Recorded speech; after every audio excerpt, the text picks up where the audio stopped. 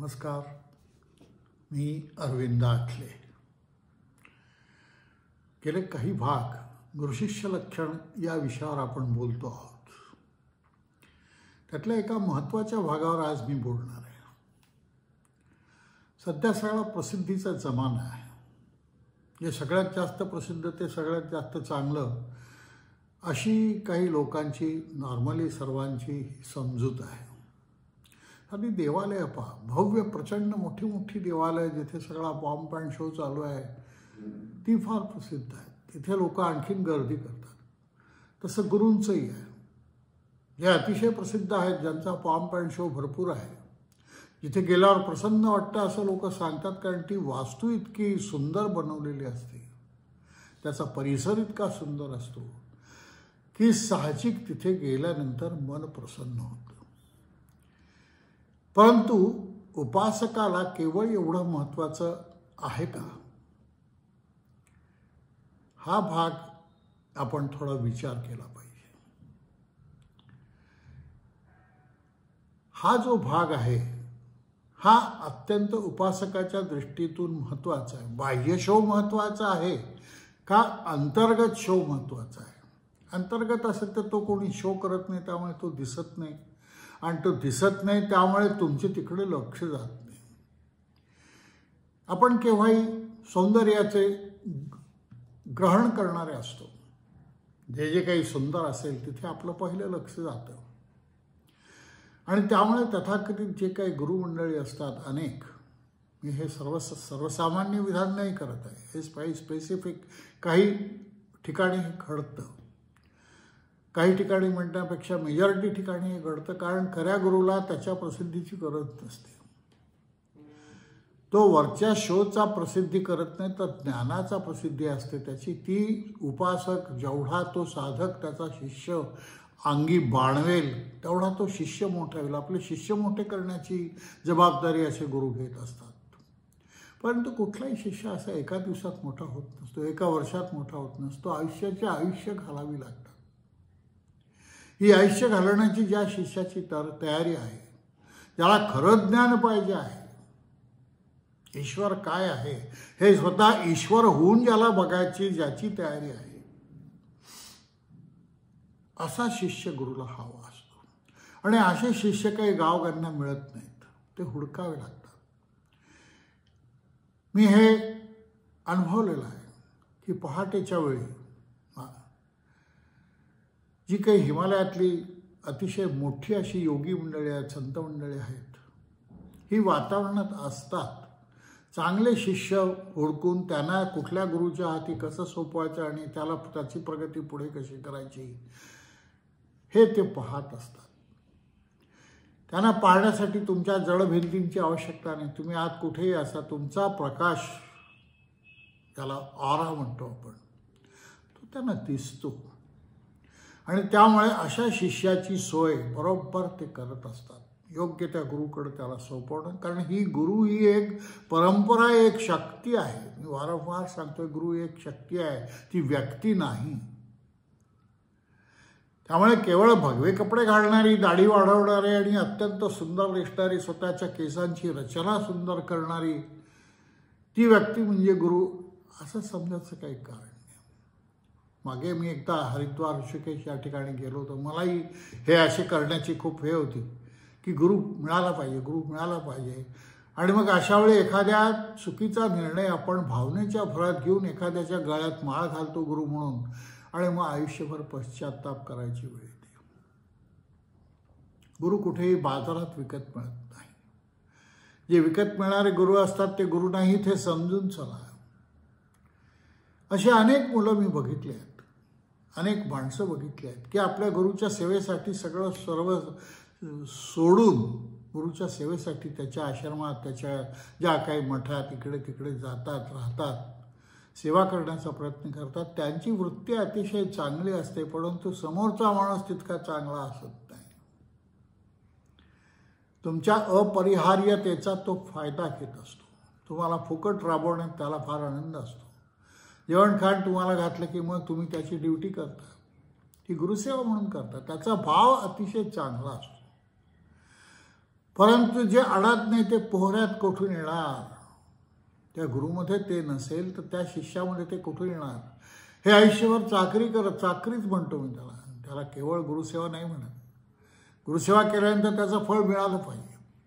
परंतु हे आयुष्यभर तिथे राहतात, सगळं करतात आणि पुन्हा त्याच अवस्थेत असतात शेवटपर्यंत. त्यांची आध्यात्मिक स्वतःची उन्नती काही झाली आहे? कुठेतरी ते आत्मदर्शनाकडे वळलाय, कुठेतरी त्यांचा अहंकार सगळं काही नष्ट झालाय? असं होत नाही. हा मोठा धोक्याचा कंदील समोर आहे, पण तिकडे आपण दुर्लक्ष करतो. अशी माणसं मी ऐकलेली आहेत की इतके पैसे द्या म्हणजे तुम्ही आम्हाला मुक्ती देऊ, आम्ही तुम्हाला मुक्ती देऊ. मुक्ती अशी कुठे पैशाने विकत मिळते का? भले भले आयुष्य घालवणारे लोकही मुक्तीच्या आसपास पोहोचत नाहीत. तिथे तुम्ही एक 10 लाख 15 लाख रुपये देऊन तुम्हाला मुक्ती मिळेल या खोट्या संभ्रमात कसे राहता? विशेषतः सुशिक्षित मंडळी या अशा प्रकारच्या गोष्टींना बळी पडतात. हे एक मोठं आश्चर्य आहे. त्यांना आपण सुशिक्षित बनवतो ते खरोखरच सुशिक्षित असतात का? का गुरु त्यांच्या स्वभावाचा एक विशिष्ट प्रचार करून उपयोग करून घेतात? हा एक फार मोठा संशोधनाचा भाग आहे. एक जण मला माहिती आहे, चांगले मोठ्यापैकी प्रसिद्ध गुरु असणारे, त्यांचं काय मत आहे की भरपूर शिष्य असावे. जेवढे शिष्य जास्ती तेवढे आपण श्रीमंत, तेवढे आपल्या बुडाखाली गाडी अमुक होईल, आपला मोठा मठ उभा राहील, त्याच्या शाखा निघतील. हे काय गुरुचं लक्षण नाही. पूर्वी जी गुरुकुल पद्धती होती ती किती श्रेष्ठ होती हे मला या ठिकाणी तुम्हाला सांगावंसं वाटतं. अतिशय श्रेष्ठ पद्धती होती ती. गुरुच्या ग्रही जाऊन राहा. त्यामुळे काय होतं की गुरु 24 तास तुमच्या समोर नजरेसमोर राहतो आणि गुरुचे जे काही गुणदोष असतील, शेवटी सामान्य माणूस त्या जडशरीरालाच गुरु समजत असतो. तत्व म्हणून गुरु समजण्याची फार कमी जणांमध्ये ती पात्रता येते. जरी ती आवश्यक असली तरी तसं होत नाही. आपण त्या जडशरीरालाच गुरु समजत असतो आणि जडशरीराचं जे काही आहे ते फॉलो करत असतो. त्यामुळे या गोष्टीचा फायदा घेतला जातो. ही गोष्ट सर्वसामान्य प्रत्येक ज्याला उपासक आहे त्याला समजली पाहिजे. गुरुकुलामध्ये आपोआप तो शिष्य गुरुच्या सान्निध्यात असल्यामुळे गुरुचा प्रत्येक कण न कण त्याला माहिती असतो, कारण 24 तास तो गुरुला पाहत असतो. या ठिकाणी तसं होत नाही. काही शिष्यांना जवळ आणलं जातं आणि बहुतेक सर्वांना लांब ठेवलं जातं, कारण दोष समजू नये ही त्याच्या मागे भूमिका असते. ही भूमिका आपल्याला समजत नाही. आपल्याला वाटते प्रचंड गर्दी आहे, इथे आपला कुठे नंबर लागणार आणि त्यामुळे ही चाळणी आहे की काय? तसं नाही आहे. कारण जवळ आले की ते दोष दिसतात.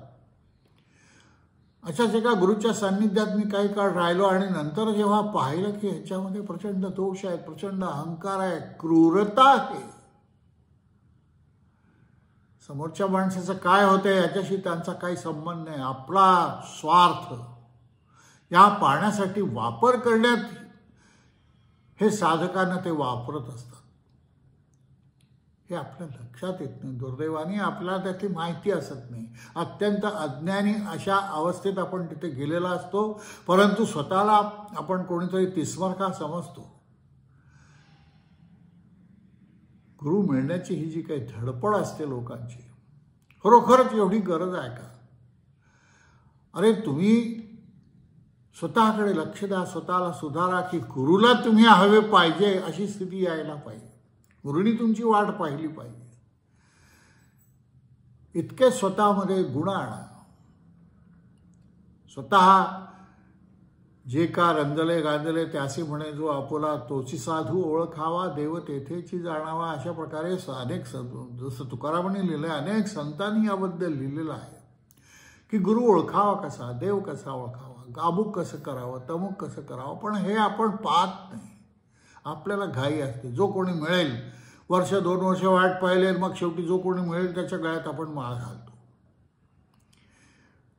तुमचा नियत गुरु ठरलेला आहे. सिन्सिअरपणे राहा. तुमच्या घरी राहा. कुठे जाण्याची आवश्यकता नाही. तुमच्या घरी राहा. अंगीभूत गुण आणण्याचा प्रयत्न करा. तितिक्षा ही सगळ्यात मोठी आहे. यमनियम हे सुरुवातीला तरी पाळणं आवश्यक आहे. एकदा त्यांचा तुम्हाला सवय झाली, मनाची वृत्ती बदलण्यासाठी यमनियम आहेत. काय करावं आणि काय करू नये, कसं वागावं आणि कसं वागू नये, याला यमनियम म्हणतात. त्यामुळे हे यमनियम जो पाळतो, घरात राहून आपल्याला जे कर्तव्य परमेश्वराने दिलेलं आहे, हा जो देह परमेश्वराने दिलेला आहे, याच्या देहामागे काही कर्तव्य आहेत, कर्म आहेत.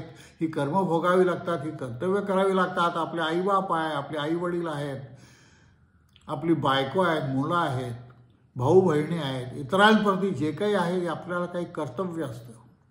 म्हणून आपण त्या ठिकाणी जन्माला येतो. आणि ह्या एकमेकाप्रती असणाऱ्या कर्तव्या पालनामध्ये जर अगदी प्रामाणिकपणे वेळ घालवला तर हळूहळू तुमची वृत्ती बदलेल. स्वार्थ ठेवू नका. तुमच्या घासातला एक घास तुम्ही तुमच्या भावंडांना देताच कधी. आईवडील आपल्या तोंडचं काढून आपल्या मुलांना देतातच कधी. तसं समाजामध्ये आपलं आहे. हे आपलं आहे, ते सर्वांचं आहे. हे कुठेतरी एक आत जाणीव पाहिजे की हे परमेश्वरांनी निर्माण केलेलं आहे, हे आपण निर्माण केलेलं नाही. जे आपण निर्माण केलेलं नाही त्याच्यावर आपला अधिकार नाही. आपले श्रम असतील तेवढा आपला अधिकार आहे त्याच्यावर, आणि ते प्रामाणिकपणे बजावणं हे आपलं कर्तव्य आहे. त्यामुळे या ठिकाणी दुनियेत राहताना अतिशय निस्वार्थी राहणं आवश्यक आहे. परमेश्वराप्रती जायचं असेल, परमेश्वर म्हणजे काय हो? सर्व समुच्चय गुणांचा समुच्चय असणारं जे काही तत्व आहे त्याला आपण परमेश्वर म्हणतो. परमेश्वरामध्ये दोष असतील तर आपण स्वीकार करू का? परमेश्वरामध्ये क्रूरता असेल तर आपण तिचा स्वीकार करू का त्या परमेश्वराचा? परमेश्वर दयावान, प्रेमळ अशी आपण व्याख्या करतो त्या परमेश्वराने. तेव्हा त्या शक्तीला आपण परमेश्वर म्हणतो. तेव्हा असा परमेश्वर आपल्याला हवा असेल तर आपल्यामध्ये ते गुण आणणं आवश्यक आहे. आपण प्रेम करायला शिकलं पाहिजे, निस्वार्थी प्रेम. माझं स्वार्थ ज्या व्यक्तीकडून साध्य होतं तोपर्यंत त्या व्यक्तीवर प्रेम, आणि नंतर माझं प्रेम नाही, अशी आपली अवस्था होते. तसं असू नये. निस्वार्थी प्रेम करायला शिकलं पाहिजे. प्रेम म्हणजे काय हे पहिले समजावून घेतलं पाहिजे. आणि हे जर तुम्ही कराल तर तुम्ही प्रिय व्हाल, परमेश्वराला प्रिय व्हाल, आणि त्याबरोबर आपोआप गुरुला प्रिय व्हाल. गुरुला का सर्वश्रेष्ठ मानले? कारण अशा परमेश्वराची तो भेट घडवून आणतो. अशा परमेश्वराच्या निकट कसं जावं हे तुम्हाला तो शिकवतो. ती विद्या तुम्हाला शिकवतो. तुमचे जे अवगुण आहेत हे हळूहळू कसे नष्ट करावेत हे तो शिकवत असतो. माझ्या अनुभवाप्रमाणे गुरु सरळ सरळ तुमचा हा दोष आहे ते काढा असं कधीही सांगत नाही. तो तुम्हाला एखादी कथा सांगतो. ती कथा जर ऐकली तर बिटवीन दी लाईन्स वाचल्यावर तुमच्या लक्षात यायला पाहिजे की ही कथा आपल्याला का सांगितली गेली. तर आपल्यातले हा अमुक एक विशिष्ट दोष आहे, हा दोष काढण्यासाठी ही कथा सांगितलेली आहे. गुरु कधी शिष्याला दुखवत नसतो. त्यामुळे त्याचे दोष, हे तू अमुक आहे रे, अमुक करतोस का, ते चूक आहे, असं तो कधीही सांगत नाही. हे मी माझ्या अनुभवातून सांगतोय तुम्हाला. माझे दोष जाण्यासाठी अनेक कथा मी ऐकलेल्या आहेत, आणि या कथा ऐकता ऐकता बिटवीन द लाईन्स वाचून वाचून माझे दोष मी घालवण्याचा प्रयत्न केलेला आहे. कारण हे घालवत असतो जो तो तुम्हाला त्या कथा सांगत असतो. त्या कथेतून तुम्हाला तो घडवत असतो. त्या वेगवेगळ्या सांगण्यातून तो तुम्हाला घडवत असतो. तेव्हा हे आपण आत कुठेतरी रुजवलं पाहिजे की आपण शुद्ध जेवढे होऊ, सोन्याचा कस जेवढा शुद्ध असेल तेवढा तो सोनं झळाळी घेईल. ही झळाळी आणण्याचं काम तुमच्याकडे आहे. हा कस वाढवण्याचं काम तुमच्याकडे आहे. तुमच्या शरीरपुन्हा घालवण्याचा हळूहळू प्रयत्न करा. गुरुला आव्हान करा की माझे षड्रिपू जावत, माझ्यावर कृपा कर आणि माझे दाखव. कारण माझ्यात षड्रिपू आहेत हेच मान्य करायला मी तयार असत नाही. मी अभिमान आहे हेच मी मान्य करायला तयार असत नाही. मी दुसऱ्याचा कुठेतरी डायरेक्ट इनडायरेक्ट मत्सर करत असतो हेच मी मान्य करायला तयार असत नाही. कारण मी म्हणजे श्रेष्ठ, मी अतिशय चांगला, अशी प्रत्येकाकडे आपल्याकडे पाहण्याची स्वार्थी वृत्ती असते प्रत्येकाची. तर हे घालवण्याचा जो कोणी प्रयत्न करत असेल, त्रयस्थ दृष्टिकोनातून जो आपल्याकडे पाहत असेल, या शरीरात राहणारा जीवात्मा म्हणजे मी आहे, शरीर म्हणजे मी नाही, असं जो समजत असेल तो त्या गुरुला प्रिय होईल, तो त्या परमेश्वराला प्रिय होईल. जिसने पाया उसने छिपाया अशी एक म्हण आहे. गुरु आपले गुण दाखवत फिरत नाही, त्याचे गुण त्याच्या सहवासात राहून मगच समजतात. म्हणून सहवासात राहणं आवश्यक आहे. आता या काळात असा सहवास मिळणं तर कठीण आहे. गुरुकुलाची पद्धत गेली, हजारो शिष्य असतात, ते कुठे राहणार त्या गुरुच्या सहवासात. कधीतरी वर्षातून एकदा जमतात किंवा आधेमध्ये एखाद वेळी 2-4-5 मिनिटासाठी ते गुरुचं दर्शन घडत असतं. तुम्हाला काय समजणार? ऐकीव माहितीवर विश्वास ठेवून तुम्ही जात असता. त्यामुळे पारखण्याची तुमच्यात ताकदच असत नाही, हे मान्य करायला पाहिजे. वरवर आपण पाहतो, वरचा शो आपण पाहतो. ज्या ठिकाणी गर्दी आहे त्या ठिकाणी ते बरोबर असलं पाहिजे म्हणून आपण तिथे वळतो. आपण आहोत मेंढरं, समोरचा जाईल त्याच्या मागे जायचं. तू गुरु केला का, मग मलाही गुरु पाहिजे. कुठेतरी एक ईर्ष्या, असूया, अहंकार सगळंच काही आपल्यामध्ये. हे जाऊन तुम्ही जोपर्यंत स्वतःला स्वच्छ करत नाही, रोज आंघोळ केली पाहिजे, पण ती या स्वच्छतेची आंघोळ केली पाहिजे. वर पाण्याने माझा मळ अंगावरचा वरचा मळ जाईल, आतल्या मळाचं काय? हा आतला मळ जोपर्यंत जात नाही तोपर्यंत मी खरंच स्वच्छ होईन का? जसं आपल्याकडे सोवळ्याचा अतिरेक केला जातो, ते सोवळं नेसायचं. अरे ते 6-6 महिने तुम्ही धुत नाही, त्याच्यावर मळ बसलेला असतो. याचं समजतं तरी का हो आपल्याला? म्हणून सोवळ्याचा आग्रह करण्यापेक्षा धूतवस्त्राचा आग्रह करावा अशी माझी हे आहे धारणा. स्वच्छ रोज वस्त्र, जे काही धोतर तुम्ही उपासनेच्या वेळी वापरत असाल, शक्यतो काष्टा घालायला लागत असलेलं हे असलेलं शिवण असलेलं वस्त्र आपण वापरत नाही, एकसंध वस्त्र वापरतो. म्हणून धोतर म्हणा किंवा ज्याला काही कुठे शिवण नसते अशी वस्त्र वापरण्याची आपल्याकडे पद्धत आहे. परंतु धोतरसुद्धा आपण शिवून घेतो, कारण वरचा धोतराचा जो एक शो आहे तो आपल्याला हवा असतो. हे सगळे खूप छोटे छोटे मुद्दे आहेत. अत्यंत बारकाईने याच्यावर विचार केला तर तुम्ही साधक बनण्यासाठी काय काय करायला पाहिजे, कसं वागायला पाहिजे, विवेक कसा पाहिजे. विवेक असला की पुष्कळ काय होतं. मागे विवेकाबद्दल मी बोललो आहे तुमच्याशी. हे वैराग्य जोपर्यंत येत नाही, हा विवेक जोपर्यंत येत नाही तोपर्यंत गुरु कोसो दूर आहे. हो खरा गुरु, खोटा गुरु तुम्हाला कुठेही मिळेल. आणि आजकाल जे झालंय ते तसंच आहे. त्यामुळे मूळ खरं ज्ञान कोणाला पाहिजे? वैराग्य खरोखरच लोकांना हवं आहे का? वैराग्य असेल तर जीवनाचा आनंद घेता येणार नाही, ही कल्पना आहे ना आपली. जीवनाचा आनंद घेण्यासाठी आतला आनंद पाहिजे, आतलं समाधान पाहिजे. समाधान ही सर्वश्रेष्ठ वृत्ती आहे. जो समाधानी आहे त्याला सगळं मिळेल. त्याला नाही मिळालं तरी त्याचं समाधान आहे. समाधान ही एक मनाची वृत्ती आहे. ही मनाची वृत्ती आपण वाढवली पाहिजे. समाधान कशात मिळेल याचा विचार केला पाहिजे. दुसऱ्याचा अमुक एक खूप चांगला आहे म्हणून ते मला मिळावं ही हे चूक आहे. माझी पात्रता आहे का? माझी पात्रता मी वाढवेन आणि मी ते मिळवेन, हा विचार आपण केला पाहिजे. 24 तास कामं करणारी जी माणसं असतात, ज्यांना खरोखरच मानवतेचं काही कल्याण व्हावं असं वाटतं, ही माणसं मनातून सतत आपला विचार कधी करत नाही. ती ह्या समाजातल्या अनेक गोष्टींचा विचार करतात, समाजातल्या दोषांचा विचार करतात आणि हे दोष कसे जाऊ शकतात याच्यावर विचार करतात आणि तसं वागण्याचा, तसं इतरांना वागवण्याचा प्रयत्न करतात. तर हे असं खूप मोठं असं हे आहे. शांतपणे या सगळ्यांवर विचार करा. तुम्हाला आतून कसं स्वच्छ होता येईल याचा विचार करा. त्यासाठी जे काही यमनियम आवश्यक असतील ते पाळा. त्याचा जंजाळ करू नका, कारण जास्ती पाळण्याचा आग्रह कराल तर तुमच्यामध्ये पुन्हा द्वेष, राग उत्पन्न होईल, चिडचिड होईल जर ते पाळले नाही गेले तर. तसंही होऊ नये. नेहमी सर्वत्र मधला मार्ग स्वीकारावा असं अनेक गुरु सांगतात. माझ्याही गुरूंनी मला तेच सांगितलं.